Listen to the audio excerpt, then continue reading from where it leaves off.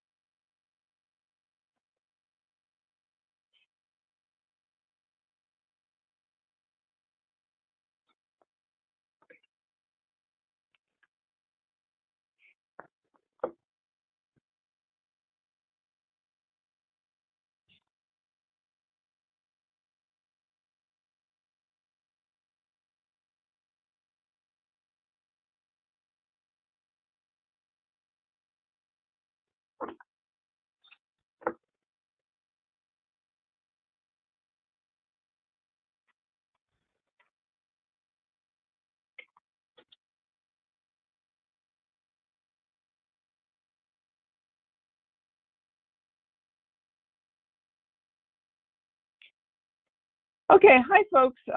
Thanks for joining. This is the Restoration Advisory Committee meeting for Stewart Air National Guard Base. I'm Amy Brand. I'm with Jacobs. I'm your new facilitator. Thanks for joining. So we'll go ahead and get started. I was introduced at the July meeting. For those of you who are able to join us then, I am taking over the reins from Heather Pfeiffer, who's been doing a great job facilitating this group for the last couple of years. So thank you, Heather. I'm excited to begin working with the Stewart RAC. I know I have big shoes to fill, but hopefully tonight will go smoothly. Hopefully everyone can see the slides. You can move on to the next slide, please.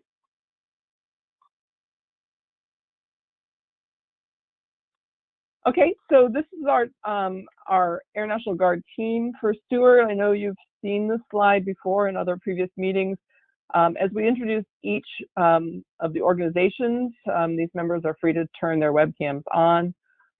For the National Guard Bureau, we have Lieutenant Colonel Richard DeFeo, Keith Freihofer, who, Keith, I don't think you're able to turn your webcam on. I apologize. Bill Meyer. Representing Stewart Air National Guard Base, we have Colonel Ed Cook, who is the co-chair for this committee. Mike Ottinger and Master Sergeant Sarah Pastorello. For the Army Corps of Engineers, we do have a little bit of a change in staffing, and I'll explain why. So Kendra Shaw is here, and she has been previously, but the interim stormwater treatment system has recently moved from a rapid response program into long-term operations and maintenance, or O&M. As of September 2021. So as a result, a new contract was awarded to Bristol Environmental Solutions for the treatment system O&M project. And the RAC support that was under that previous contract with Heather has moved to my company, Jacobs. So the new stormwater treatment contract is managed by the U.S. Army Corps of Engineers New York and Baltimore teams. And the new project managers are Dan Kennedy and Joe Bieberich, respectively. And so finally, then the contractors are Bristol Environmental Solutions. That's a different name than you've been used to, but you're gonna see the same faces. Doug Close is here with us, and then my company, Jacobs. And again, I'm Amy Brand. Next slide, please. So our RAC members. Ed Lawson is our community co-chair. Robert Browning, Ramona Burton, John Clark, Laura Garcia, Carla Johnson, Mark Sanchez Potter, Ara Lopez Arat, and then two members are here in italics, Cassie Sklarz and Ronald Zaria. They are stepping down as members at this point, and we're going to talk about that some more in the RAC business section.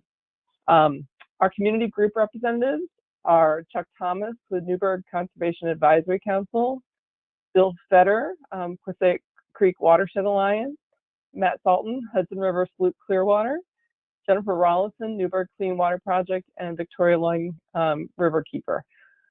Both Bill and Matt are also new representatives, and Jack Caldwell and Manna Jo Green will be secondaries, and we'll talk about that again too. Representing City of Newburgh, Anthony Grice, Keith Miller from Orange County, Patrick Hines on behalf of the town of New Windsor. We also do have other government representatives. We have a representative here from Senator Gillibrand's office and representatives from the New York State Department of Conservation, Port Authority, the U.S. Environmental Protection Agency, and other representatives from the city and county. So thanks all of you for being here. I appreciate it. Next slide, please. So I'm just going to walk through the agenda.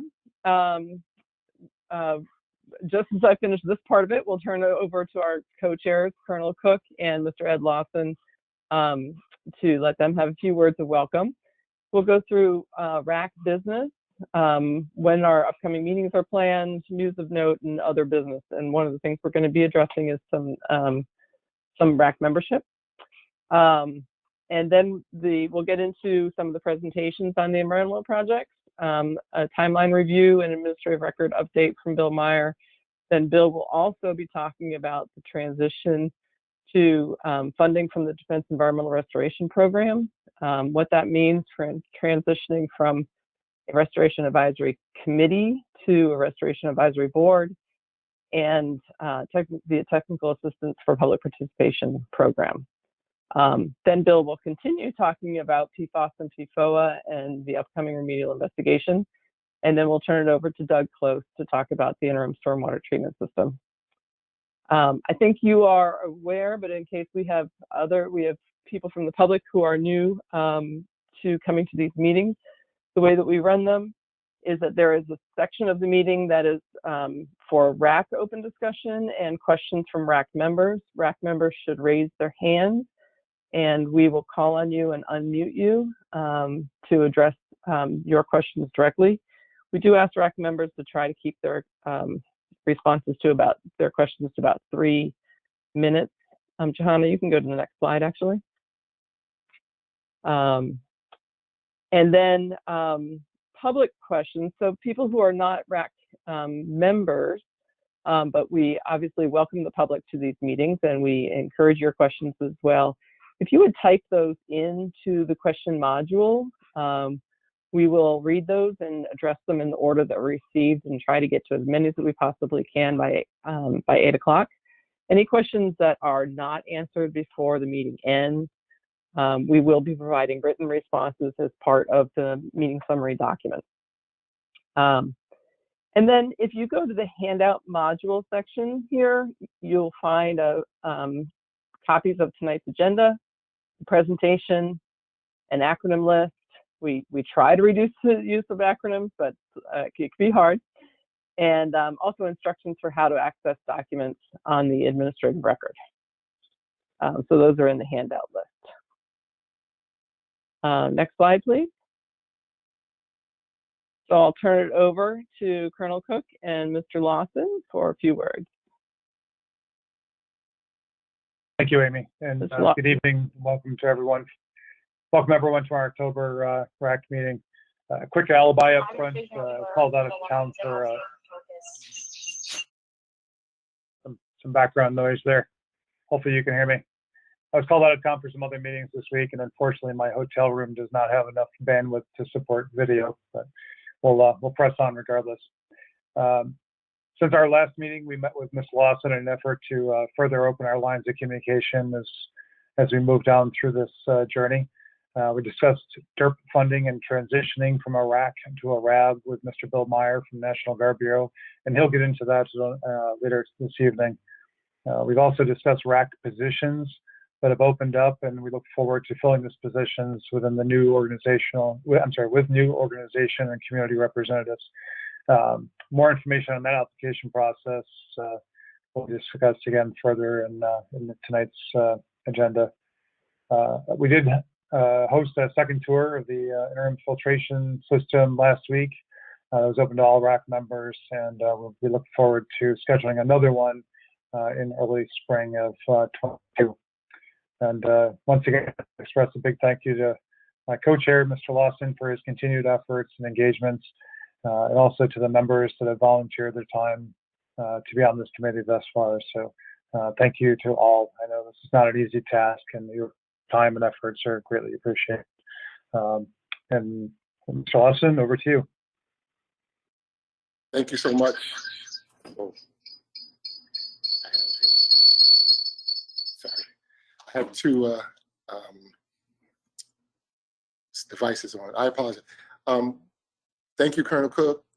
Thank you, Amy. I'm really excited about where we are in this process.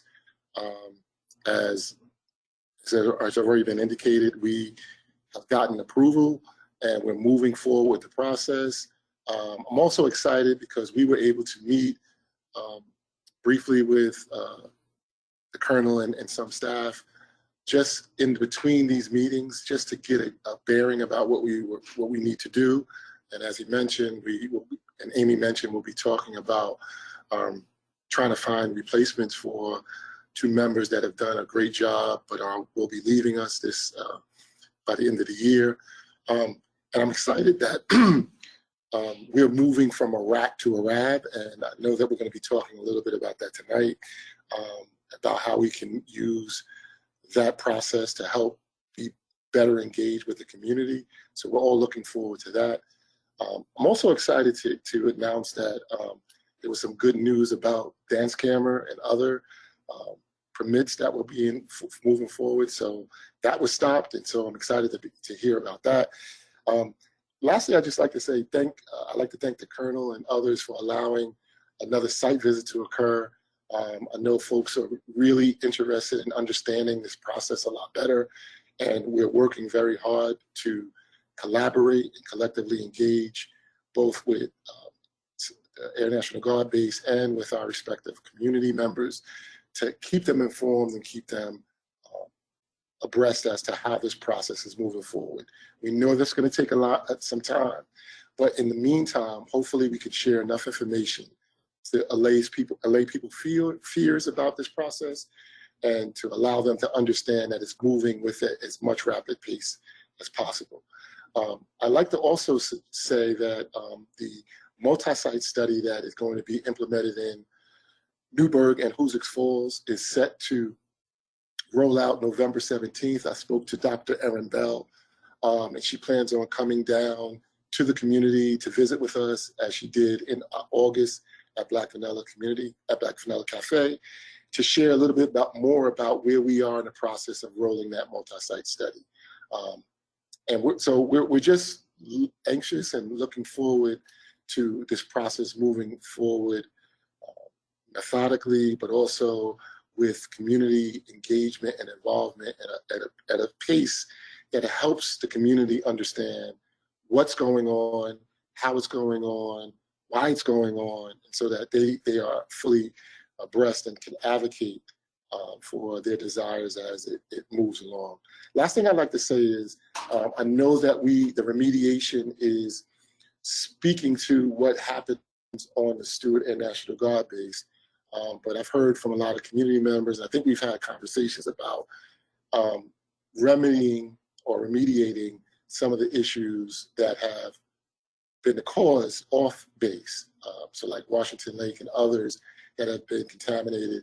I hope that as a part of the remediation investigation, that is also considered, is what I'm hearing from community members. That said, I'll turn it back over to you, Amy, and I would like to welcome everyone to tonight's meeting, and hopefully you'll join in and join again.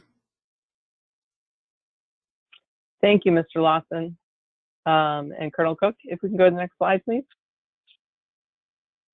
And the next slide. So this section, we're going to talk about RAC business. These are the dates for the upcoming meetings. These are held on a pretty regular schedule. So the next meeting will be February 2nd. These are all Wednesday nights. We did decide that meeting would continue to be a virtual meeting.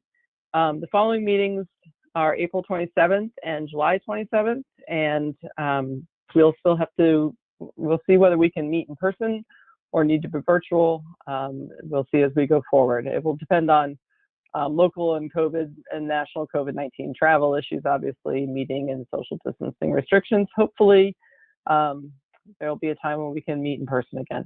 Next slide.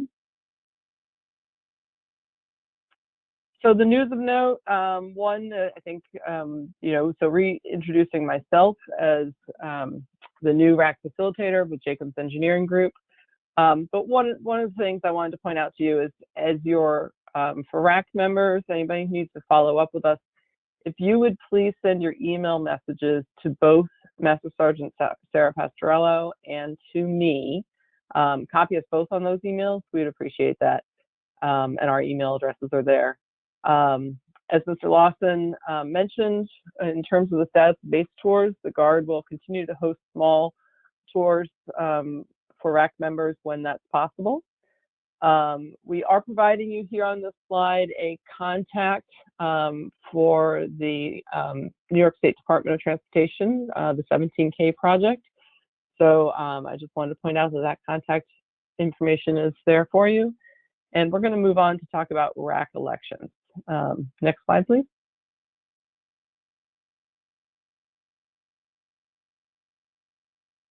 Okay, so the RAC, as per the operating procedures, the RAC typically holds elections during the October meeting.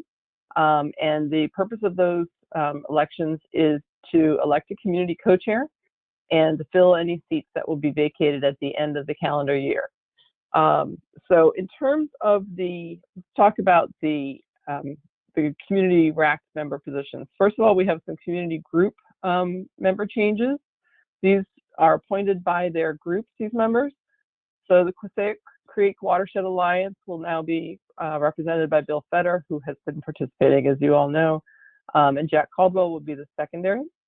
Hudson River Sloop Clearwater, the new representative will be Matt Salton, and Manajo Green will be the secondary. And then two of our community members, as Mr. Lawson mentioned, Mr. Ronald Faria and Ms. Cassie Sklar, are stepping down after serving for a couple of years. So we appreciate your service and your involvement with the group. So in terms of the process to elect new members, we didn't really quite have enough time to go ahead and advertise those new open community member positions and have the time that we really wanted to make sure that people were aware of those position openings and submit, think about it a little bit, maybe find out some more by talking to people and submit those applications, and then for RAC community members to be able to consider those applications and come forward with some recommendations. So we weren't able to do that in time for this meeting, so we will be going through that process between now and the February 2nd meeting. We'll be advertising the positions that are open. We'll get a flyer out to all the RAC members that you can distribute to others, make the RAC application available to people to apply, and give you a chance to review applications that come in. So we'll be doing that in the months between now and the February meeting and vote on those members at the February meeting. Next slide, please.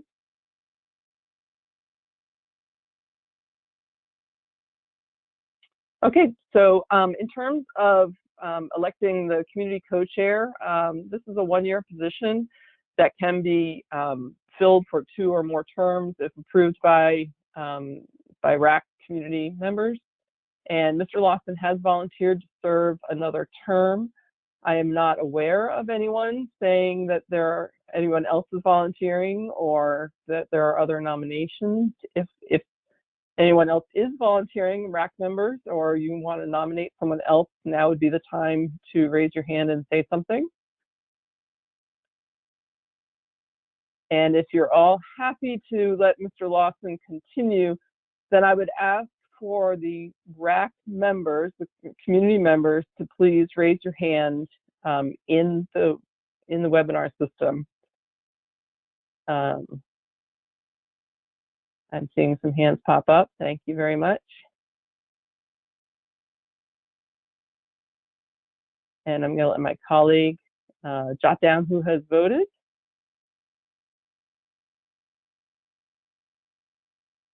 And in terms, it's looking pretty good that Mr. Lawson will be continuing. So in terms of the RAC membership of who I know is on the call, I think we have a majority there. So Mr. Lawson, thank you for your service and your willingness to volunteer to serve another term. Next slide, please.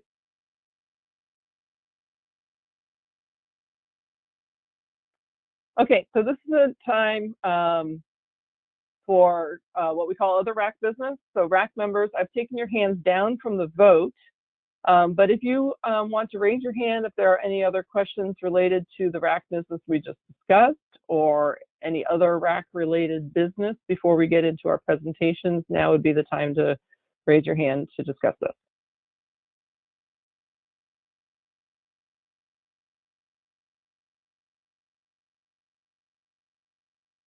It looks quiet out there. Okay. Mr. Lawson, do you have anything else before we continue on to the presentation? Oh, I do see Mr. Bill Fetter. I'm going to unmute Bill. Yes. Okay, go ahead. Good evening. Just curious how RAC members will be, or others will be notified of upcoming site visits. I was lucky enough to be on the first one, but I'd never even heard about the second one. So I'm sure I was wondering how that will be broadcast. Thank you. Okay, thank you, Mr. Fetter. I don't know if either Colonel Cook or Mr. Lawson want to address that. I don't know how the notification was for this last site tour.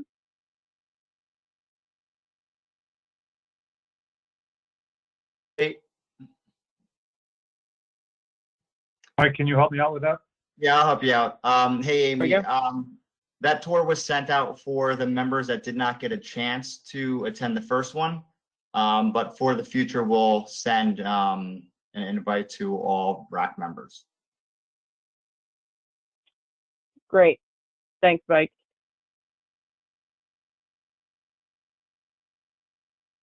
Sarah, you're on mute. That was good, hopefully. The reason that we only sent it out to people who weren't able to attend yet was because of our COVID restrictions too. So once that's lifted, we can have more people in a smaller vicinity. But since the members who had already visited had that chance, we just wanted to focus on the people who hadn't yet seen it. But we can do an FYI email in the future. Okay, great. Thanks, Sarah. Ed, I can see your hand is raised, but I think you're hit again. There you go. You're unmuted. Yeah, I had a question about, and thank you for the opportunity to visit, and I appreciate, some of us went, and some of us were able to go again. But yeah, I would like as many RAC members to go if they've never gone, to prioritize them. But I was also hoping to see some of the other areas of the site, specifically, I guess, the 17K stormwater system.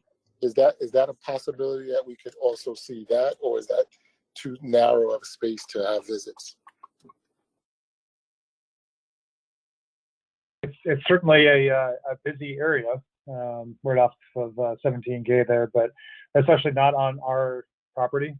But we can, Mike and I and Sarah will coordinate with the Port Authority to see if we can get some access to that. But it's a restricted area, if you will, inside of a locked fence. But we'll see what we can do. Thank you.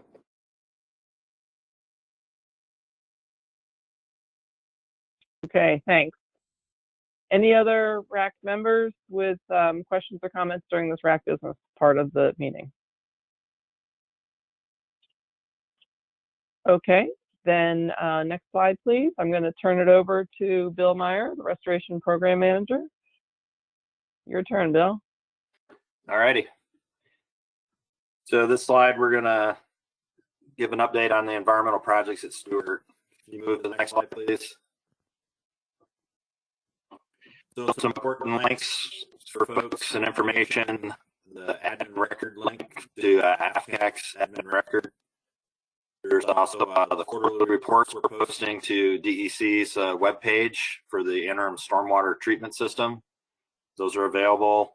And then also some additional information from the Air Force Center for Engineer Air Force Civil Engineer Center on PFAS. You can go there, and there's a bunch of links and fact sheets about PFAS and AFFF. Next slide, please. So two new additions to the AR since the last RAC meeting, and it's basically the meeting minutes from the July 28th meeting and the April 28th meeting that are up there. And so the admin record number's there. So when you go to the admin record, these two documents will be right at the top of the list because those were the last two added. Next slide, please.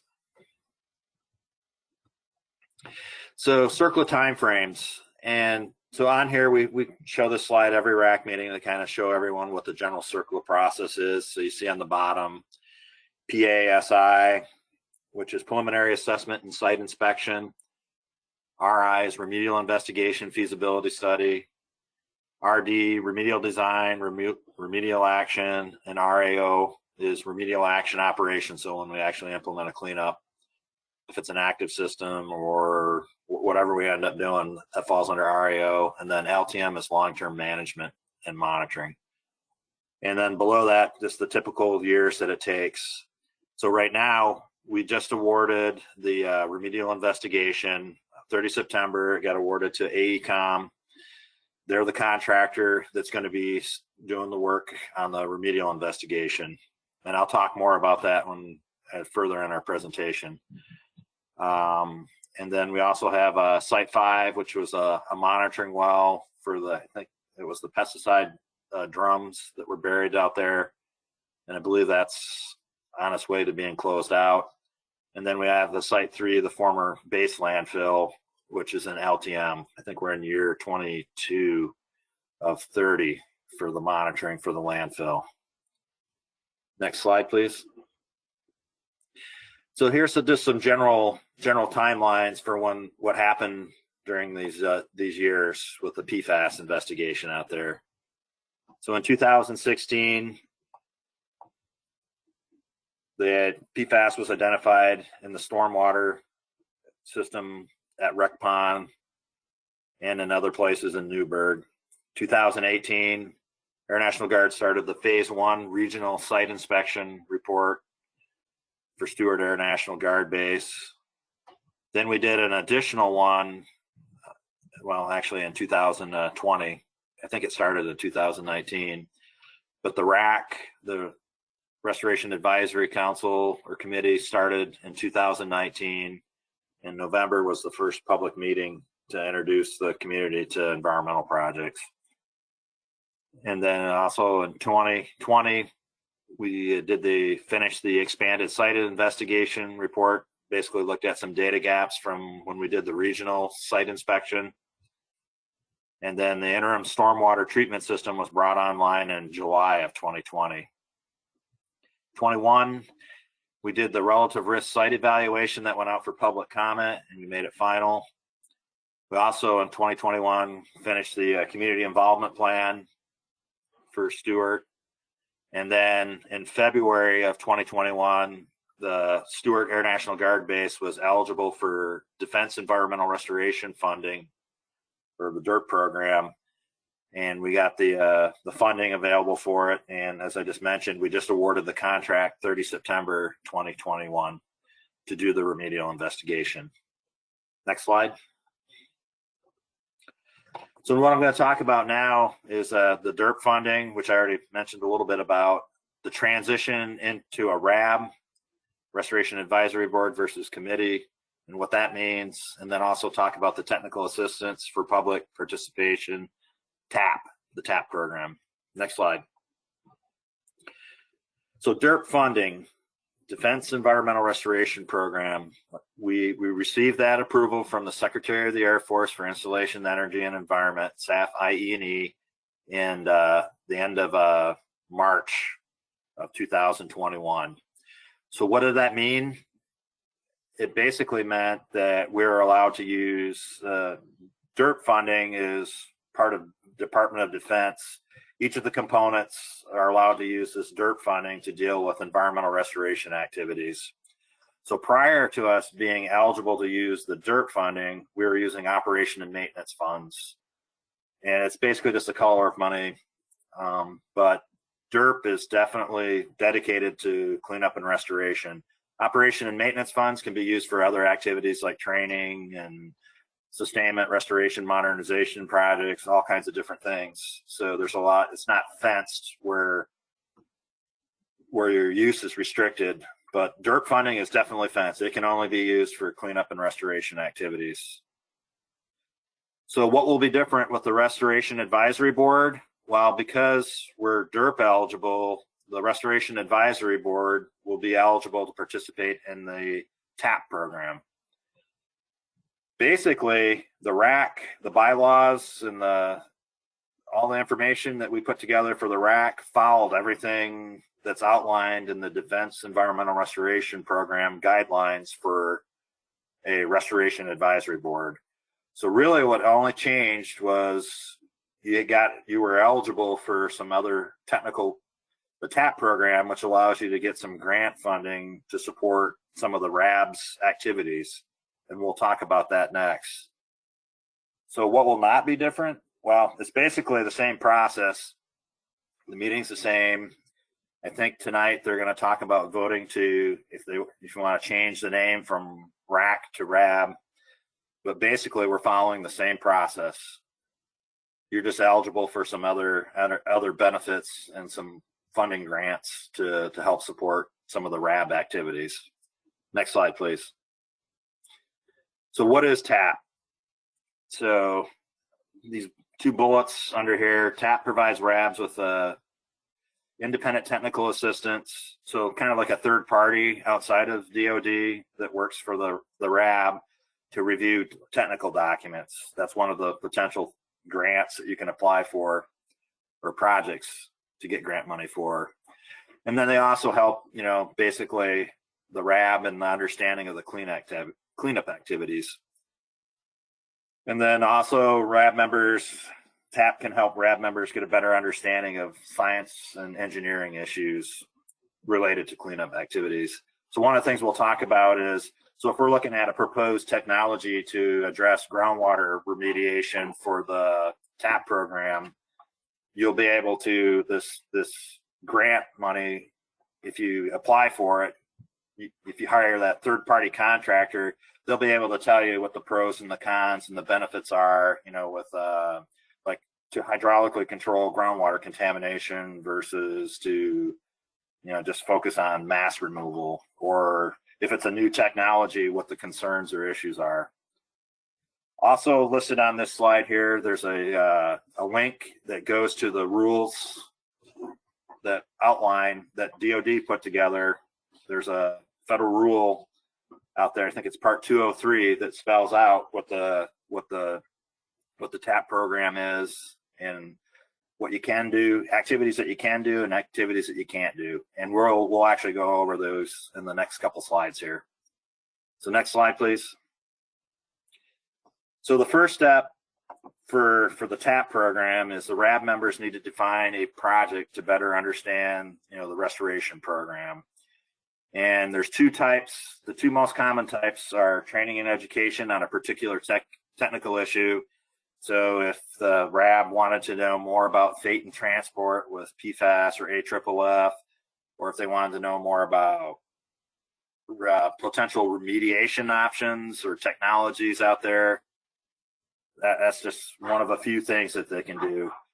They can also hire a third-party contractor that can interpret technical documents produced by the installation. So when the Air National Guard, when we do the remedial investigation report, if the RAB decided they wanted to apply for a TAP grant, to have a third-party contractor come in and look at the RI report, they could do that, and they could help support the RAB understanding what that RI report says and what some of the issues are with it. So it's just another basically like a third party that supports the Restoration Advisory Board that's outside of DoD. Next slide, please. So types of TAP projects, and we kind of put these on a table side by side. So on the left-hand side are eligible activities, and we already talked a little bit about some of this. So we've already done the site inspection, but for the remedial investigation that's coming up, that could be one of the things that you have use the grant money for a third-party contractor. Already talked about assessing technologies, also to participate in the relative risk site evaluations. We already did one of those, but the RRSC goes on throughout the duration of the CERCLA process. So as we find more information and more data about what's out there and what we see in the soil and the groundwater and the surface water and the sediment, we update the relative risk site evaluation, because maybe we find something and the site becomes worse, or we found more contamination than we thought that we were going to find, or the other way around. We went out and looked and narrowed it down and we didn't find as much as we thought we were going to find. So, but that's a typical project that the RAB could use that grant money to get assistance for. So on the right-hand side are ineligible activities. So litigation or underwriting legal actions. So the RAB can't use the grant money to, participate like in the lawsuit or ask for support on, something like that. Political activities or lobbying, generation of new primary data. So the RAB can't go out and say, hey, we want to go collect our own groundwater samples or verify what DOD's doing or what the Air Guard's doing. Epidemiological or health studies, can't go out and conduct those. Community outreach efforts, like renting facilities to conduct your own RAB meetings outside of what Jacobs is under contract to do and the Air Guard's doing to support you. So you can't go out and pay for hey, we're going to have our own little RAB meeting minus the DOD folks. That's just one of the ineligible activities. Next slide, please. So one thing I want to talk about on here is how to apply for TAP funding. And I'll just throw this out right at the beginning. So with the TAP program, there's a limit on the annual amount of funding that you can apply for. It's $25,000 per fiscal year. However, there is a waiver that you can also fill out that goes up to 100,000, depending on how many projects and stuff that you want to see. But at a minimum, I think you'd have to apply for the 25,000. And if you think that you have more, if you have valid projects that go up and beyond the annual limit, that can be, you can request a waiver, and that waiver application will go up to for the Air National Guard, it will go up to the Secretary of the Air Force for IE&E. So at the Secretariat level, that's where that waiver would be approved. But we're working with the AFCAC folks, and basically the base commander, Colonel Cook, is going to have to help with the RAB committee is going to put together the grant application, and it goes through Colonel Cook up to OSD and the Air Force. So 4 bullets on here on how to apply for TAP funding. So the RAB as a whole must agree on the project. So you can't have, if the whole group can't agree on, what projects that you want to do, we need agreement on that. And they have to certify by a majority to apply for TAP. So if just one person wants to do TAP and everyone else doesn't want to be bothered with it, that won't work. It has to be the majority of the RAB members. Community co-chair is responsible for developing the TAP application and ensuring it meets the requirements. Once the RAB members formally submit the application to DOD, does the review on it, and we're still trying to track down who specifically within AFCAC gets that. And then they review it for eligibility, and then the RAB members can use the TAP funding to support, we already talked about the different types of activities. So for the RI, I think there's a human health risk assessment. So if you want to have someone look at that when it comes out from the RI, we're looking at the RI as a whole. there's a variety of things that they can look at. Next slide, please. All right, we're to the questions part. So I'm open to your questions. Okay, so thanks, Bill. So RAC members, if you have questions, this time is for RAC members. Again, folks from the public, if you have questions, please type them into the question module, and we will try to get to all of those questions toward the end of the meeting. So I'm looking for people to raise their hands.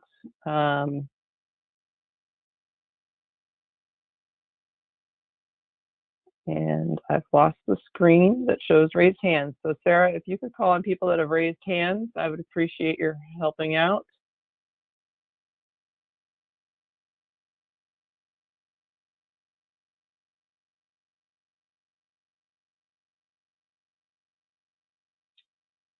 Amy, you want me to tell you who's raising their hands in the attendees? Yes, I'm not able to see them and unmute them right now. Okay. RAC members, please. Just the RAC members. Well, I see that we have Chuck Thomas. Chuck, I unmuted you. Thank you. Hi, everybody. Quick question on one of the last points about the RAB must agree on a project. When is the voting on that project to agree on a project have to take place? Does that have to take place at one of the quarterly meetings? Or can that take place among the RAB members separately? And as long as we have agreement, we could bring it up independent of the quarterly RAC meetings. It's a good question. I would think that you could do it either or, as long as you meet with Mr. Lawson and Colonel Cook. I mean, they're the co-chairs. And so you just have to have a way of documenting that. So like what we just voted on earlier in the RAC, that's one way of documenting it. But I don't think there's opposition to if you had a separate meeting with RAC members to vote on it, as long as you were able to document it and provide that documentation. I mean, that's what they're going to look for.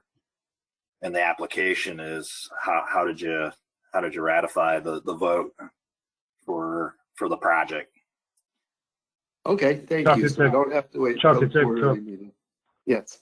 No, I don't like sitting on things. So if you want to bring something up, then we can really discuss it and move forward. I don't like sitting on things for weeks or months.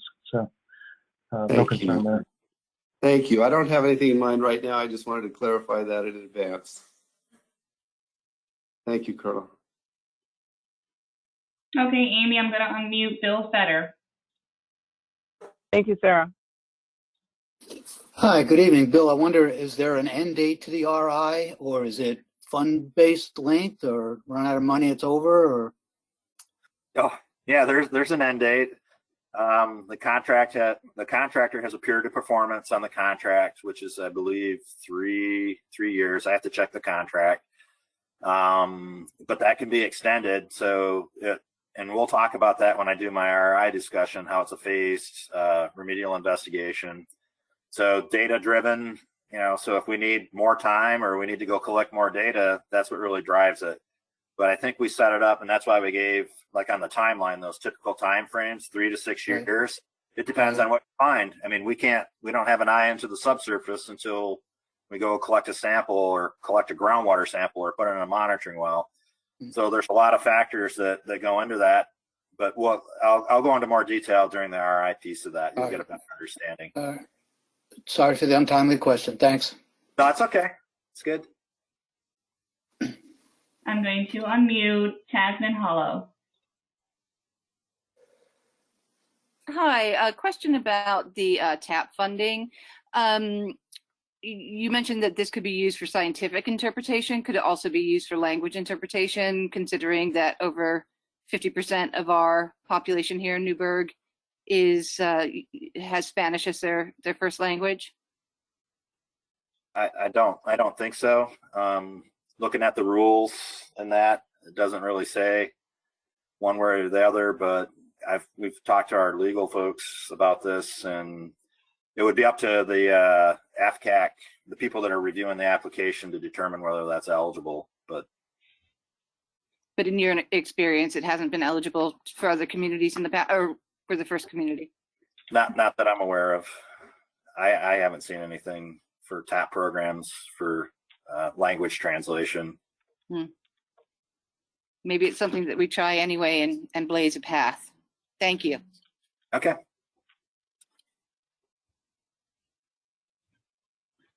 Okay. Do any other RAC members have questions at this point in the meeting? Okay, then we're going to move on in our presentation. Thanks, folks. Again, just a reminder for folks who are here from the public, you can go ahead and type your questions into the question module. We will come back to those at the end of the meeting and go through them in the order in which they were submitted. So thank you for doing that. Next slide, please. It's me again. So with the PFAS remedial investigation, I'm going to kind of give an overview of what it is, some of the key milestones, and some of the activities that are in an RI that we're going to look at. Next slide, please. So already stated, AECOM was awarded the contract 30 September. And one of their first deliverables to the Air National Guard and folks is a project management plan that looks at proposed schedule, that includes all the planning, milestones, the field work and data collection efforts, and the report. So they got awarded the contract 30 September. We're expecting a project management plan to come to the Air National Guard folks to look at schedule and their proposed approach and all the different aspects, the deliverables and documents, when they're going to be out in the field, and how we're going to do this phased approach. So another document that they do is a programmatic document is the Unified Federal Policy Quality Assurance Project Plan, UFP-QAP. The UFP-QAP identifies how we're going to collect samples. It basically spells out our sampling methodology. So here's how we're going to collect groundwater samples to do groundwater characterization. We're going to use monitoring wells, or we're going to use direct push, or we're going to use temporary monitoring wells. Here's how we're going to collect soil samples. Here's how we collect sediment samples, surface water. You name the activity, it spells out the detail, and this document goes to the regulators for their review and approval. And we actually work with the regulators on this, on the schedule and the UFP-QAP. We have what's called a technical project planning meeting, where we sit down once we have our approach outlined, and then we have a discussion, and we present, here's our concept of the operation, how we're going to do this remedial investigation. And we have that interaction with the regulator in that. So for the RAB, if you all want to receive this, to look at it and comment on it, you're more than welcome to do that. When we get ready with our draft final that goes to the regulator, we would be happy to share it, with the RAB, so you can actually see what that is. But also with the UFP-QAP is a really important part of this is the conceptual site model. How are things working out here? So when we have a PFAS release or an AFFF release, it goes into the soil. How does the surface water infiltrate and drag the contamination down to the water table, or does it stop? I mean, we talk about what our current understanding of how things work out there for fate and transport. It goes to the groundwater table that's at 15 feet. Is there a vertical gradient that draws the contamination deeper into the groundwater? All these things, what we don't know about it, the conceptual site model actually helps us define what those data gaps are. And then we develop data quality objectives for the RI through the UFP-QAP that tells us, here's why we're going out to collect these amount of samples, this number. We don't have an understanding of how that interaction, how far has it gone? Well, we don't know. So we develop these data quality objectives using the conceptual site model to help basically drive the investigation, where we go, how many samples we collect, and we work with the regulator in that, and we're all in agreement and lockstep. The data is the data. So if we go out and to collect something and it doesn't answer the question, we're going to go out and collect more information until we can actually answer that question out there. That's about as simple as I can make it. But it's an iterative process, and we work with the regulators, and we're all on the same page, working for the same common goal, to delineate the PFAS contamination and all those different media out there. And at the end of the day, the remedial investigation is going to help us make downstream cleanup decisions. Okay, we have X amount of contamination that's above the human health or the health advisory. It's going to help us focus on when we go to the next steps in the CERCLA process, like feasibility study, proposed plan, where we identify how we're going to address that. We use that data that's collected in the RI to make those decisions. So the RI is really our tool to making future decisions on what we do and how we address what we found in the various media, the surface soil, the subsurface soil, surface water, groundwater, all that. Next slide, please.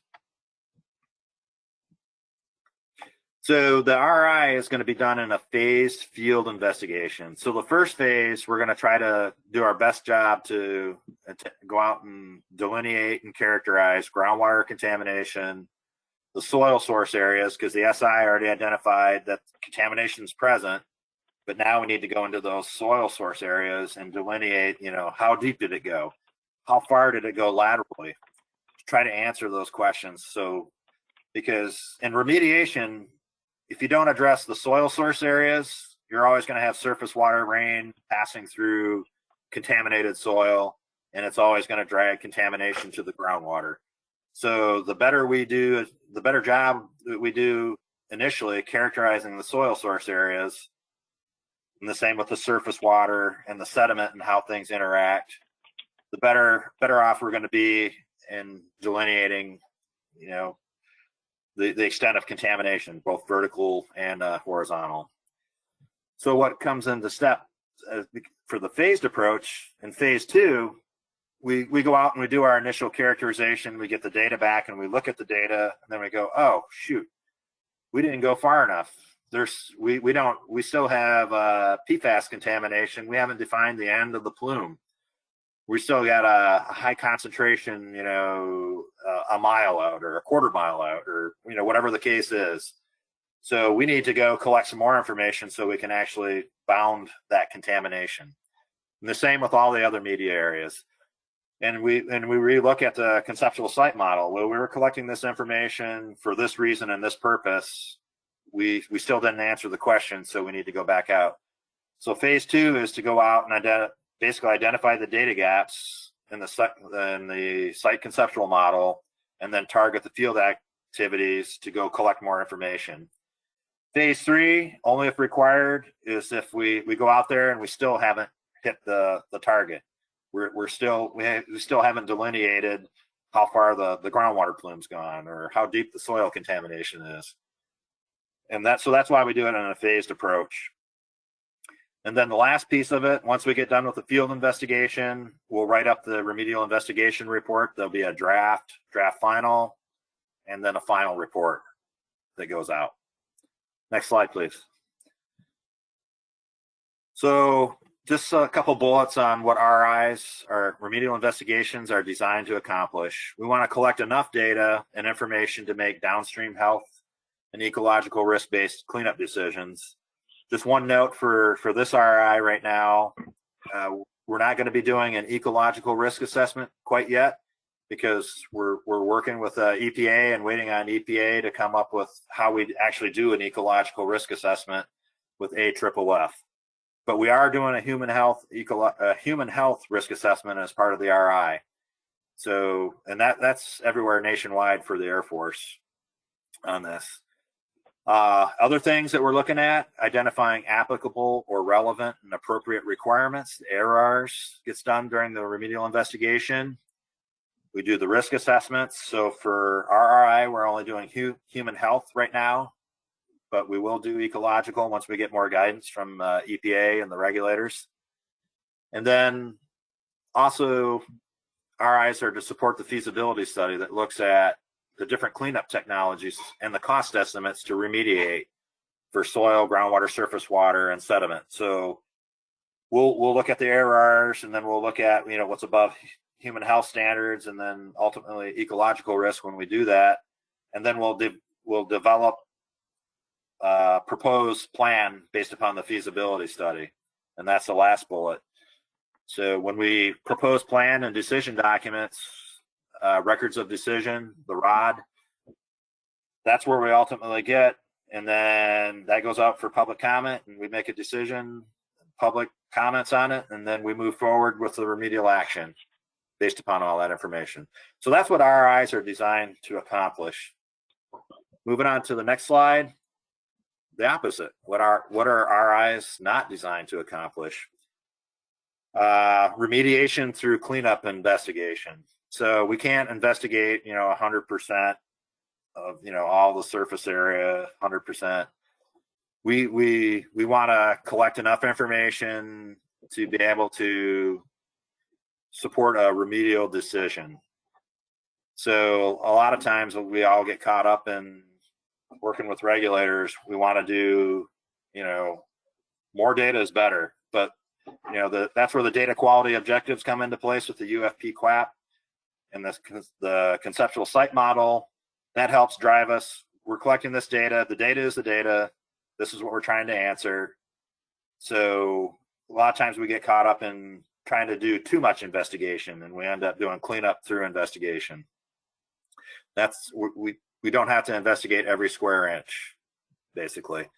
And like I said, the data quality objectives help guide the investigation team, both the Air National Guard, the regulators, and delineates how much data is required to answer the question. And when we're all on board with that, it helps move things along.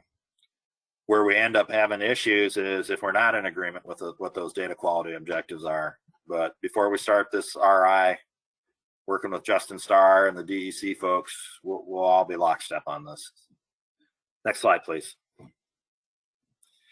So I just wanted to kind of give you some examples of sampling methods, because we're talking about all these terms and doing a remedial investigation. So the top upper left quadrant picture is a drill rig using hollow stem augers. Looks like they're doing a soil boring. With the drill rigs, we can also install monitoring wells. They basically use PVC with slotted screen, and then they'll intersect the water table below the subsurface, and that's where we'll collect our groundwater samples. Moving on to the upper middle quadrant picture, it's a picture of a field technician or a geologist doing low flow groundwater sampling at a monitoring well. The picture to the upper right quadrant is a hand auger where they're collecting a soil sample.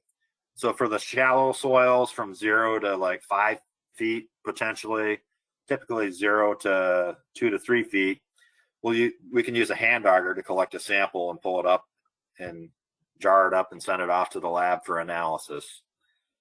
On the lower left-hand quadrant, this picture of a gentleman collecting a surface water sample. And then in the lower middle quadrant, another picture of a low-flow groundwater sampling. And then the right quadrant, lower right quadrant, is a sediment sample by a surface water body. They're just using a spade and collecting sediment. Next slide. And we're on to questions. I'm sure I'll get a lot of questions on this. So. Okay, again, this is the time for RAC members to ask questions. Please go ahead and raise your hand. Just a reminder, if you are not a RAC member and you're participating as a member of the public, we welcome your questions as well. Just please type them into the question module, and we will add them to the queue to address at the end of the meeting. So RAC members, raise your hand. Bill Fetter, I can go ahead and unmute you. Yes, Bill, Even though the investigation is phased, you can do numerous areas of concern on the same schedule. Is that correct? Yeah, that's correct. We're looking at the whole base for where we had our potential release areas. Everything's being investigated, and we're going to delineate, soil groundwater contamination from those. And if it goes off base, we're going to go off base. So that's really what drives it. Is the PRLs that we have from the site inspection. And so we've already got the site inspection, and we know where we have PFAS, AFFF, soil, sediment, surface water contamination. So we'll go off base appropriately. But I think we'll probably start off on the base and then work our way out. But on November 10th of this month, we have the kickoff meeting with AECOM. They're going to be coming out with the Army Corps of Engineers out to Stewart. And Justin Starr is going to meet us probably in the afternoon. And we're gonna do a kickoff meeting to get the RI started. And that's not even the final, the technical project planning with the regulator. That's not going to happen until, probably another month or so. But we'll find that out when we get the PMP with the schedule. So this was just the initial kickoff to let them kind of know, kind of like what we're talking about here, what our general concept of the operation is and how we're going to do things. So we'll be doing that on November 10th, and then there's more meetings that'll follow after that once we get our programmatic documents in. Thank you. Yep. Thanks, Bill. Any others? Raise your hand if other RAC members have questions. Chuck Thomas, go ahead. Thank you. Just to follow up on that, on the November 10th meeting, will we get a summary of that, or will we hear about that at our next quarterly meeting? It's basically just a kickoff meeting to talk about whose lines of communication and how we're going to interact with the contractor. There's a meeting summary. We can provide that. I don't think it's part of the administrative record because it's a contract documentation, but more than happy to provide that. There's nothing secret about it. It's just meeting with them, doing the initial meet and greet, and AECOM seeing some of the sites out there when they're out, and then us just having a general technical discussion. But there will definitely be a follow-on technical project planning session with the contractor and the regulator, and there'll also be follow-on, probably like a memo or something that documents, here's what we talked about. So does that answer your question? Sort of, yeah. So I think we would appreciate hearing what transpires, Sure. and also what the follow-up on those items might be. We might have some thoughts in addition to something might be missed. We'd just like to keep us up to date. And so when you have a follow-up, the summary will be submitted to everybody as well? We can do a submittal to the RAC once we get so working with the Corps of Engineers, they'll put a meeting summary together. We'll all review it and comment on it. It'll go back and forth maybe one or two times, hopefully just once. Then once they finalize it, we can have that as a deliverable to send out to the group. Great, thank you. I appreciate that. I think it'll help us to feel like we're in communication. We're in the realm of everything. Instead of waiting for the next quarterly meeting, right? Yes, right. Gotcha. Thank you. Thanks, Chuck. Any other RAC members? Raise your hand for other questions at this time.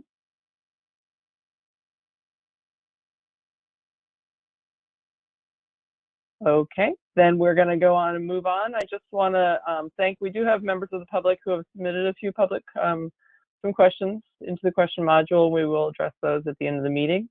Next slide, please. I think at this point we turn it over to Doug Close. So Doug, your turn. Hi, Amy. Hello, everyone. Doug Close with Bristol Environmental Solutions. I would like to take a minute just to echo what Amy mentioned earlier. We've been through a recent contract change, but our team remains consistent and the same as it was in the prior years. Those that help put us together, our vendors, our engineers, and our technicians are all the same team. So we're just a different name under a different contract, but doing the same work. Next slide, please. So we'll provide you with a general update of our last quarter. The period represents July 1 to 30th. The cycle, remember that we made in July. So it was a good run with a lot of new data, and we're still running on that same media. The granular activated carbon, or our GAC, and our ion exchange resin, or resin, has still, been running really effectively. We'll see that in our capture or our chart of the sample results. Our operations continue to include our influent, and our influent again is what the raw water, the pond water coming into our system is. All of our inter-processing through all our different vessels, our sampling at each of those segments, and our effluent monitoring for PFAS and PFOA combined. The frequency of our performance sampling was reduced to weekly. We did that based on the year of data that we had accumulated and basically kept in line to dictate that our media is outlasting what is being impacted by our solid floating. So we're really watching the system more from the effects of biosolids and loading in our media versus higher detections or breakthrough detections of our PFAS. So our treatment is working good. Our challenge still remains the filtration. And of course, if sample frequency needed to be increased, we have that capability. So far, we haven't needed that. Next slide.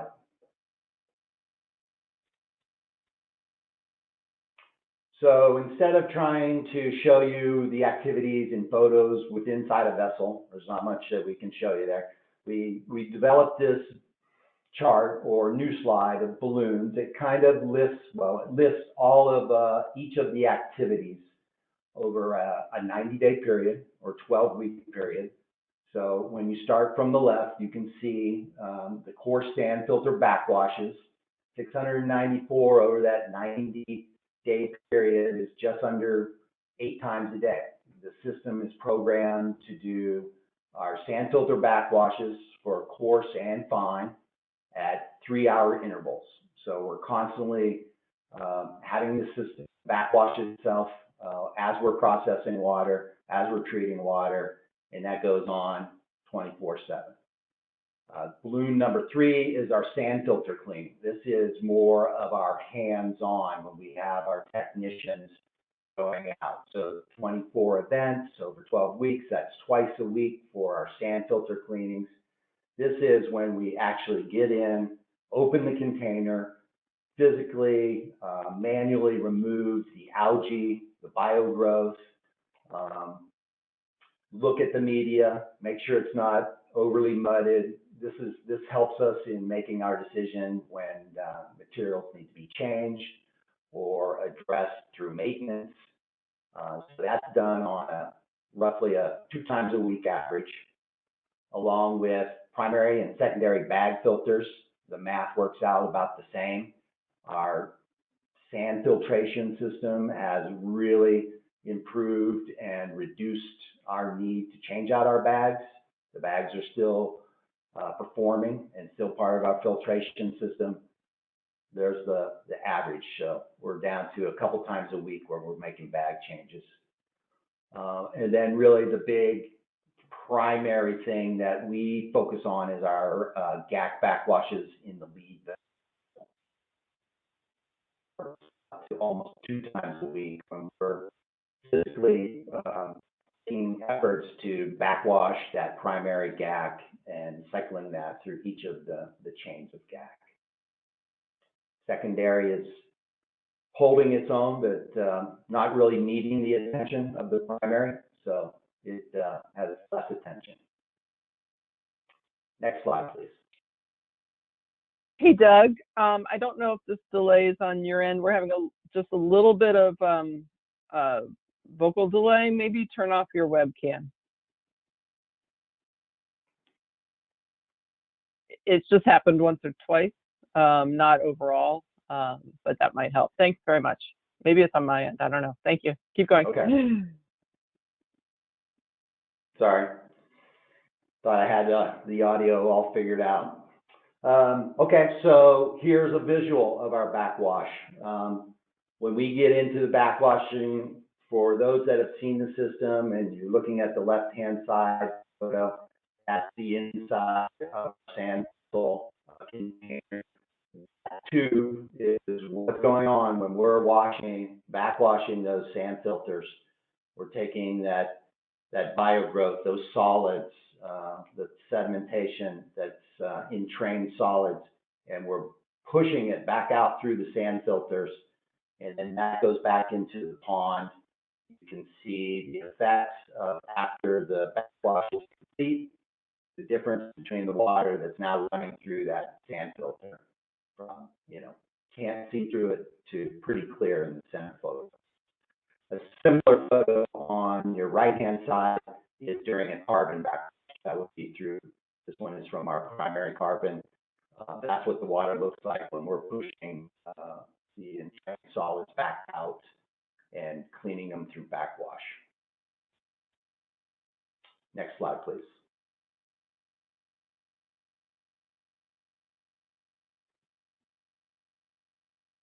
Bag filter changes.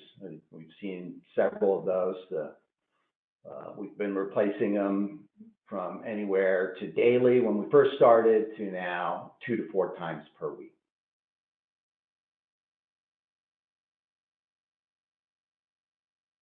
Next slide, please.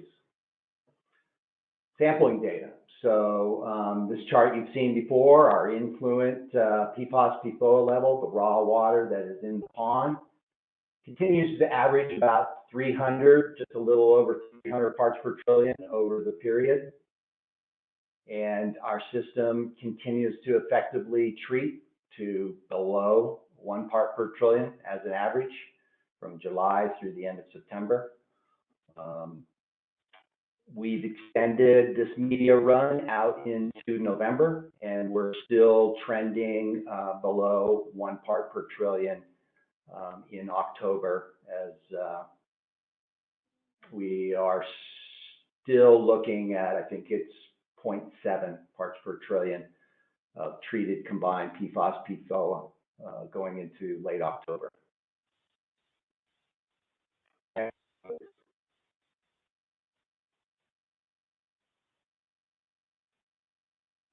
And of course, one of our major and continues to be our biggest effort is the pond water level. Major weather events are kind of listed here. You community members have been experiencing it more than the rest of us and realize the rains that you've been seeing since mid-August.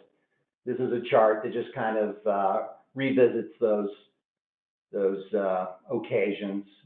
Beginning in July, we had just a lot of short, frequent rain events.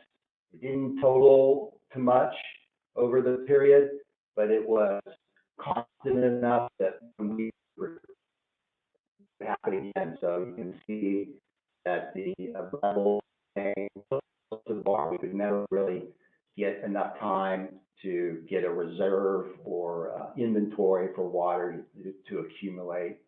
As we got into mid-August, early August, probably mid-August, late August, that's when we started seeing those tropical storms, the hurricane. Hurricane Henry was the first of the 2 big ones. That's your B and C indicators on the chart. And then, of course, Hurricane Ida and its effects, 6 inches of rain over a couple days' time. That's your D plot, a high, quick spike. It dropped off. We were able to recover from that. And then through September, we continued to have, near inch rain events, 2 inch rain events, and other inch rain events. And it was just kind of hard to recover from the consistency of the rain as it came in. Next slide, please. So a couple snapshots again for those that have seen it. This is the weir. That's our discharge outfall box. This is the beginning after a 1.9 inch rain, after a rain event where the water started to increase to almost 2 inches above the weir on the far left side. The rain event kept coming. Of course, by 1:20 in the afternoon, we've got 21 inches of water over the weir. The view at the same time of what the outfalls look like. This is draining from the airfield area and coming into the pond in outfall number 2. Next slide is outfall A. On September 2nd, pond starting to come down, still 14.5 inches above the weir. By day 3, it is back to where we started, just about 1 to 2 inches over the weir. And then, we get down to below 1. Our system is capable of getting back in and, having full throughput and begin the drawdown. When we're at 1.9 or 2 inches of water, you have several thousand, 1,500 gallons of water going over that weir. So that's still, above our 500 GPM system. I think that's it of really quick presentation for the last quarter of the interim stormwater system. The media continues to perform well, and we're happy with that, and we're working on the filtration. I'm available for questions. Okay, thanks, Doug. Again, same process. RAC members, if you have a question, please go ahead and raise your hand. I'm not sure which one popped up first. I'm going to call on John Clark and then Bill Fetter. John, you should be able to unmute. There you go. Yeah, hi, thank you. I was wondering, do we know, and I recognize this is an interim stormwater treatment, right? But do we know what percentage of the water that we can treat in a month going over? I mean, do we have an idea about, how much a treatment mechanism of this size, what percentage of the water are we actually able to treat?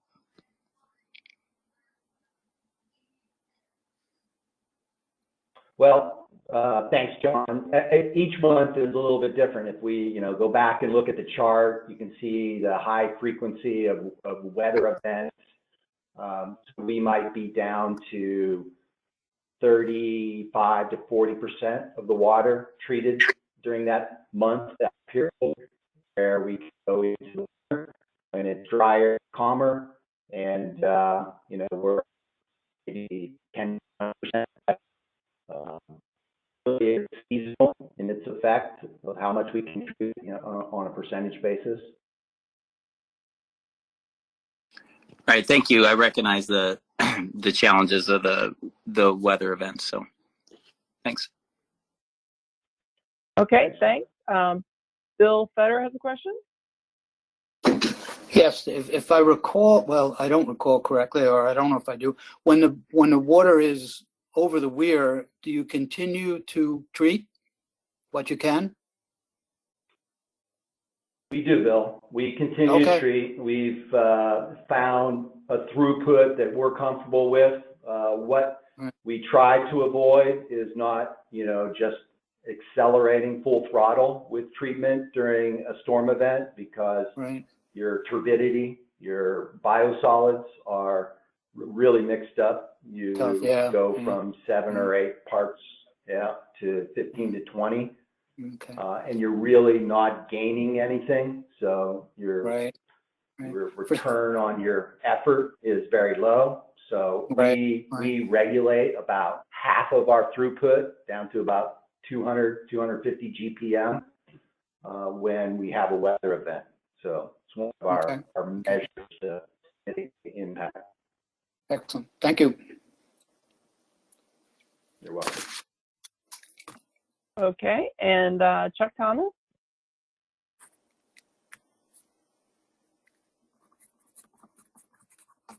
Trying to unmute you, Chuck.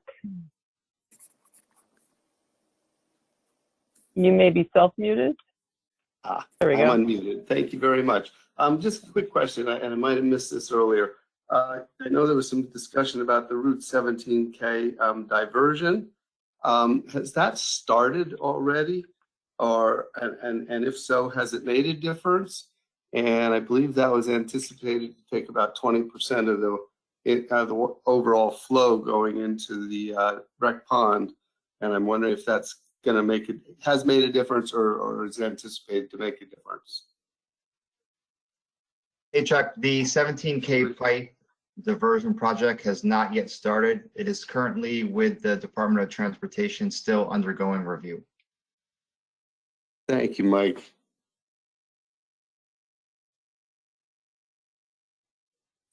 Any other questions from RAC members?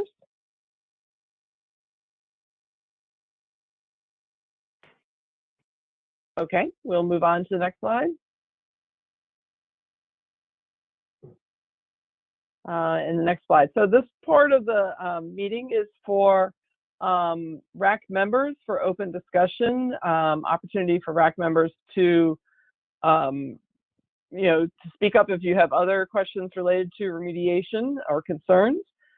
We also are going to hold a vote on changing the name from Restoration Advisory Committee to a Restoration Advisory Board, and talk about proposed topics and action items for the February 22 meeting. I do see Chuck Thomas has his hand raised, so go ahead, Chuck. I'm sorry, I thought I brought it back down. Oh, no, that's okay. That's fine. Okay, thank you. So do RAC members have any other questions or comments at this point about questions related to remediation concerns? Any other questions you haven't had a chance to ask yet? Jennifer Rawlison, there you go ahead. Yes, it was brought up at the last RAC meeting. Myself and others do have some concerns in regards to the filters, what the contamination that is collected during this process, and that it's being transported outside of our community to be incinerated, which we have concerns about. We don't want to be impacting other communities. It was asked about, and we were told we would possibly touch on that again. So I'm just hoping if there was any more insight into that.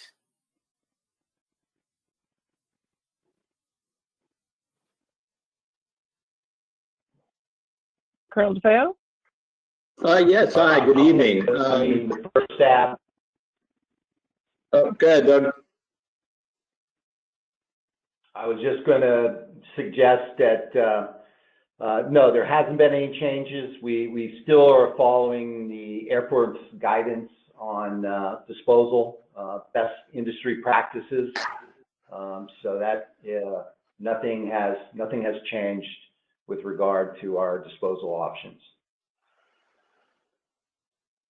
I would just like to emphasize, although that's a great statement, I personally feel strongly what might be deemed appropriate now becomes someone else's problem later. That's actually why we're in the situation we are in now, dealing with this on the base.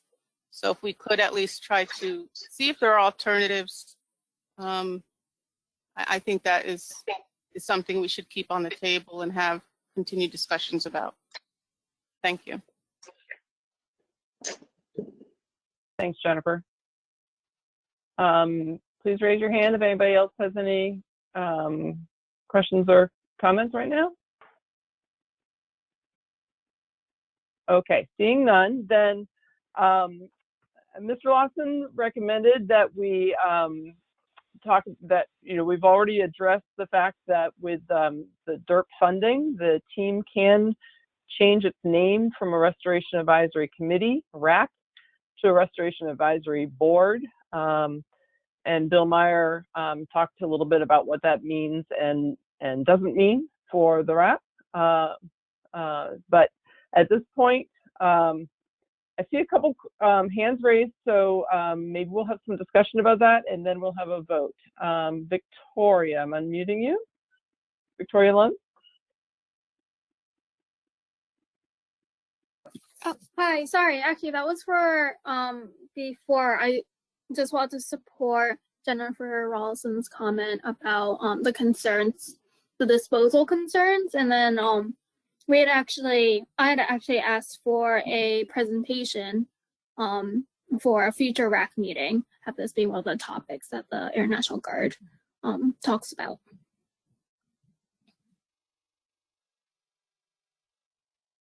Okay, thanks, Victoria.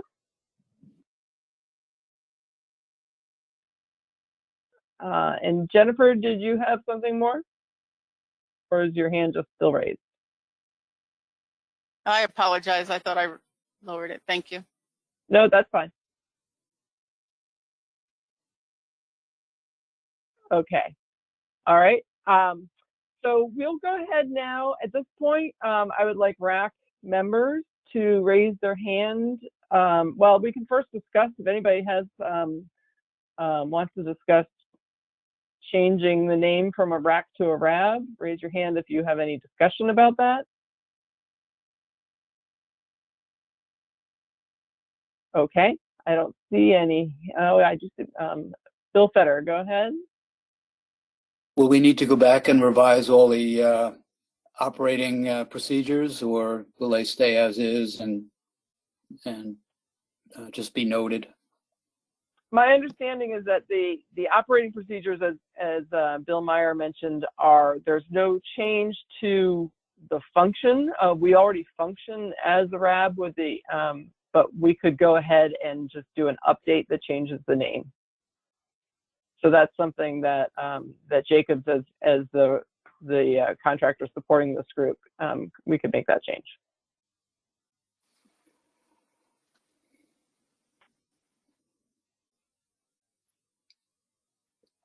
John Clark.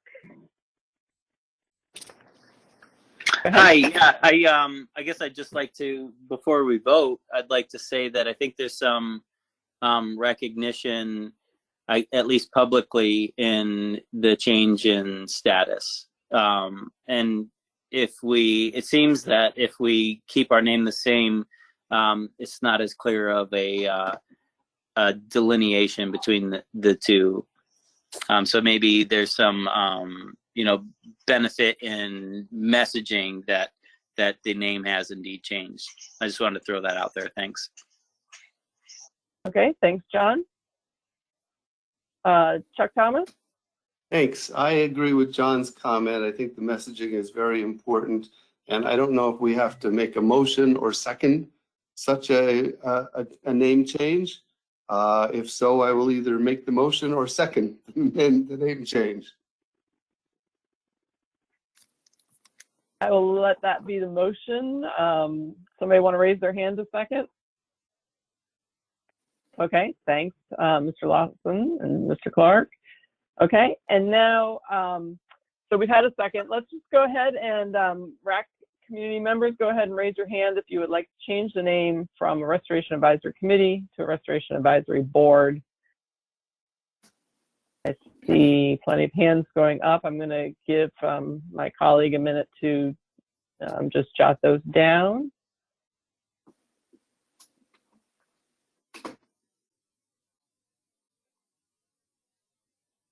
Okay, so I think it looks pretty unanimous from the members that we have here on the meeting. So we will change that to a Restoration Advisory Board.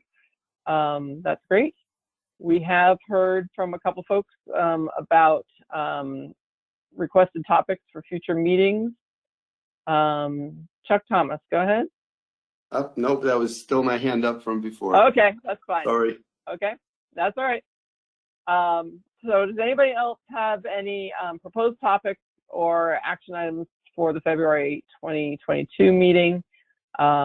We will, as I mentioned earlier in the meeting, we will be going through a process to recruit some new community members to fill those 2 open positions. We'll get applications out there, and so we will have an election for those. Bill Fetter, go ahead. Oh, and go ahead, Bill. Would it be feasible to see just a kind of a rudimentary scope of services in the RI contract? Just the basic bullets that are going to be addressed, or that the contractor is agreeing to provide at this point? A starting scope of work. Bill Meyer, can you address that? Yep. So this, I mean, the scope, I basically talked about the scope of work. So what do you want to know more? Like, is there 15 wells or 20 wells, or I mean, once the schedule comes out, we'll be able to basically tell you a little bit more detail on what it encounters, but that's why I tried to keep it broad, because it's going to be a little bit of everything. I just don't know. Is the contract? What's that? Is the contract they've signed on the AR? No, it's not. Will it be? No, it doesn't. No. Okay. No. No, but what will come out though, so when we do the technical project planning, it will come out and we'll put a slide deck together. We can even do an overview of once they get the PMP to us and we start working with Justin Starr, we can give an overview of the contract at the next RAC meeting. Right now, we don't have anything. They're working on the PMP and what their concept is right now. But I thought we were talking about future meeting agenda items. That's what I was requesting. Yeah, that'd be great. A basic scope. Are they going to have enough drill rigs to cover 10 investigations at the same time, or things like that? You know, what are they responsible to do in a given time? So. Okay. Thank you. As soon as we get the schedule from them, and part of their contract is to support RAB presentations. So, I'll have them put together if that's what you guys want for the next RAB meeting. By then, I should have a general outline of here's the concept of the operation and how they're going to approach. Here's how we're going to delineate groundwater. Here's how we're going to delineate surface water, soil, sediment, all that. Okay. For at least phase one, because we don't know until we collect phase one. Understood. Thank you. Hey, thanks, Bill. Chuck, did you have something more? I do. Thank you. So at risk of covering some more ground, the Route 17K diversion that's in the process, it's at DOT right now. Can we make sure we get an update of that at the next meeting, or sooner if something does happen? Because I feel like that 20% reduction anticipated 20% reduction in the amount of flow into Rec Pond could have a huge impact on the amount of water that's not then going over the weir and able to be treated. So I'd really like to have an update on that if that's possible. Thank you. Chuck, we'll see if we can get an official statement from the DOT, but I know they're working it as quickly as possible. Great, thank you. Okay, thanks, Chuck. Any other questions or comments from RAC members at this time? Okay. Seeing none, we're going to move on to the next part. You can go to the next slide. So this is the point where we'll talk about questions that have come in from the public. We do have some listed here in the queue, and I'm going to address them in the order in which they came in. And I would invite our project team to please unmute yourself and jump in and answer, so I don't have to just call on someone and catch you unawares. So the first question is from Mike Shade, and he'd like to know what the 17K project is. I know we've talked about it just a little bit, and could somebody just give a quick overview of what that is? Sure, Amy.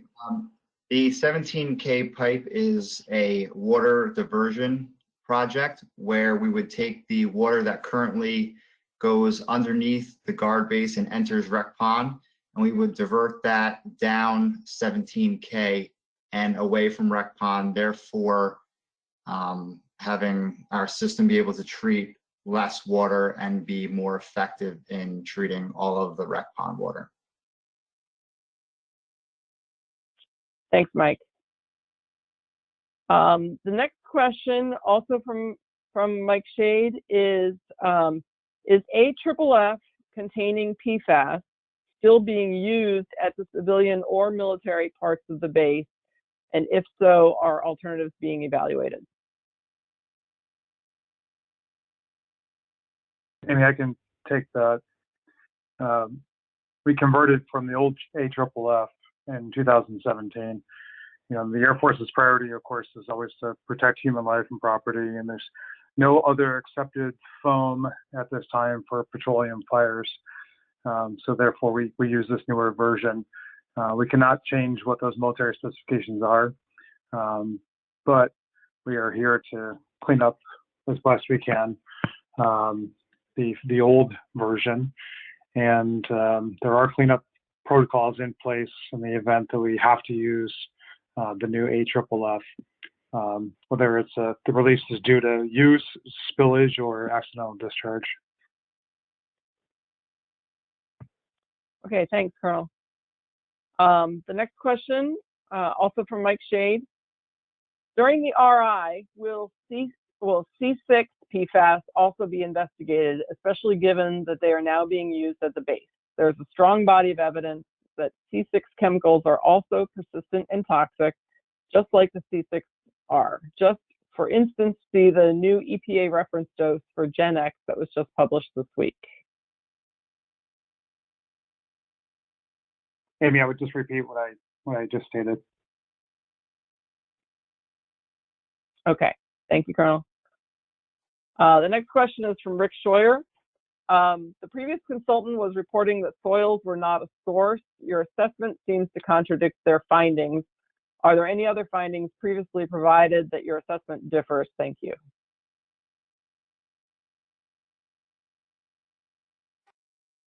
Yeah, this is Bill Meyer. So they did an SI. They may have not measured it, but we may have not looked in the right spot. So we're still going to go and look to see if there's a PFAS contamination in the soil, because it's present in the groundwater. So conceptual site model, it rains, surface water percolates or infiltrates through the surface soil, the shallow soils, and down to the water table. So it's somewhere there. So we just haven't found it yet. So that's a data gap in our RI that we're going to talk about when we meet with the regulators. So if there's groundwater contamination, there's some soil contamination that has AFFF in it. Otherwise, we wouldn't have groundwater contamination. So just because we didn't find it in the SI doesn't mean we're not going to look for it or try to define it in the RI. Hope that answers the question. Thanks, Bill. Bill, the next couple questions may be related. The base stormwater conveyance piping identified breaches that allows for a conduit for PFAS contaminated groundwater and stormwater to discharge to rec ponds. Previous discussions indicated that more investigation of the stormwater piping would be conducted and repairing the stormwater system breaches were being considered. Can these activities be included in this RI phase?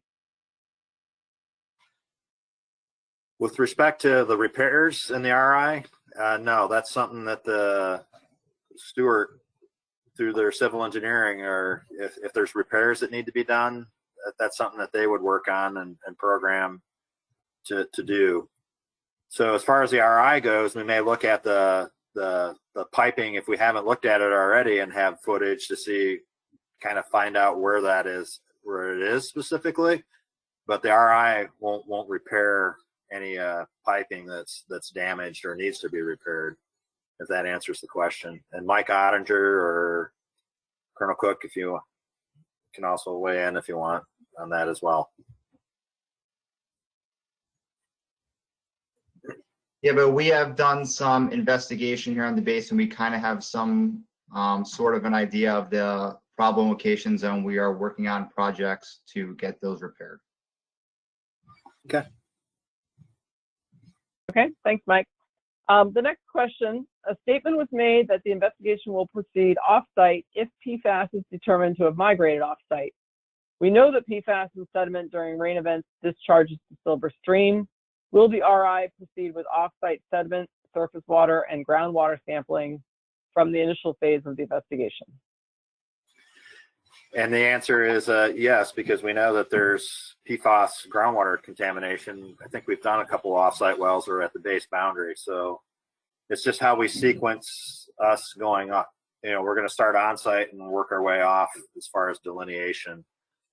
And, you know, with the conceptual site model, we'll look at sediment, surface water, stormwater, and the information that we need to collect to connect, you know, where we have the hole in the information. And that's what those data quality objectives will do, is we're going to identify why we're collecting the data and where we need to collect it. So right now, I think we know that it's present in surface water, and it's probably also present in some sediment. So we'll go look at those areas, and I think that's what will drive the investigation. The SI did a limited amount. It was just a presence. Yes, it's there, or no, it's not.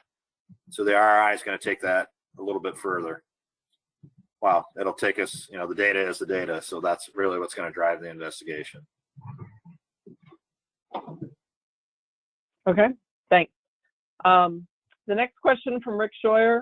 In February 2021, the interim treatment system changed from 1 GAC and 2 resins to 2 GAC and 1 resin. In reviewing the historical treatment data, it appears that the system may not be as efficient at removing PFAS from the water stream. Can you provide your assessment of system performance with this change?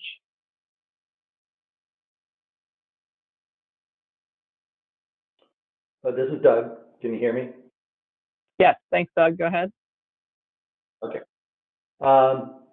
The switch over from 2 vessels resin, 1 GAC to the opposite, 2 GAC, 1 resin. I'm not sure if I'm going to go down the right road here, but the result of changing it is what we found was we were getting similar, if not the same, PFAS removal from granular activated carbon as we were from the resin. And we were getting a much longer duration of operation, the ability to backwash it more frequently, because resin really isn't made for that kind of aggressive treatment. It's a more lightweight, low molecule weight of a material, and it just doesn't hold up to aggressive maintenance. So the switch to our carbon was a positive. I mean, we've seen the same results, if not better, of PFAS removal and longer lasting and more robust nature to deal with the entrained solids that come with stormwater discharge. Okay, thanks, Doug. The next question, I think this was in reference to Bill's presentation, and it just says, what is a PMP? And I know that there are many acronyms throughout all of this. Bill, if you could just refresh our memory on that. And I want to remind folks that among the handouts, there is an acronym list. We try to update that each time for each meeting. Hopefully it's on that list, but Bill, what's a PMP again? Oh, a PMP is a project management plan. So basically it outlines the schedule, lines of communication. It's basically a management plan, how we're going to manage the project and how the Corps is going to communicate, who all the key stakeholders are, how they want to be communicated with, kind of like the CIP. It's the community involvement plan. We got the project management plan that the contractor is going to submit that's going to lay out how we work with the Corps and the regulators and who gets what documents and when they get them and how we respond to comments. It's basically all the ground rules for our management. Hopefully that answers the question. Thanks, Bill. So now we've had a couple questions come in during this question and comment period. So a couple respond back to the comments, the answers that we've responded. So this is getting back to the C6 PFAS response. Mike Shade said that the response did not answer his question. Will C6 associated chemicals being tested for during the RI process in various media, such as soil, groundwater, etc.? And yes, we do a standard suite for AFFF. So if that's one of the compounds, now are we going to be able to differentiate between the new compound, the new AFFF foam versus the others? There might be some fingerprinting that they might be able to do out there to assess whether that's present or not. But basically, EPA has a standard list of analytical for PFAS, and that's really what we're using. So we'll have to see what AECOM comes back with. But I've been on some other RIs where they actually try to do a fingerprint of what's in the groundwater or soil to see what it's related to. So my guess would be the answer would be yes on that. But I haven't seen the PMP or the UFP QAP on what AECOM is going to do for the work out there. Okay, so sounds like there's more to come on that. And the next question is a follow-up, I think, to the question about stormwater conveyance system. John Clark asked, what about cleanup at the pipe break?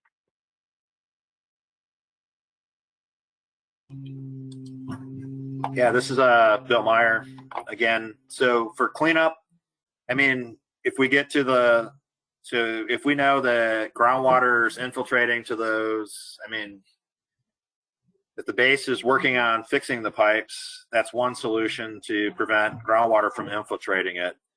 So when we get to the proposed plan and remedy, when we look at the feasibility study, we'll have to address, the PFAS groundwater contamination. So methods of doing that are like hydraulically controlling the PFAS in the groundwater from migrating off the base is one method.